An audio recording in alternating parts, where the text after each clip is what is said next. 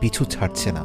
একইভাবে কিছু মানুষের জীবনকে আল্লাহ পাক এমনভাবে পাল্টে দেন যে তারা যাই ধরুক না কেন সেখানেই সফলতা আল্লাহ তাআলা দিয়ে দেন।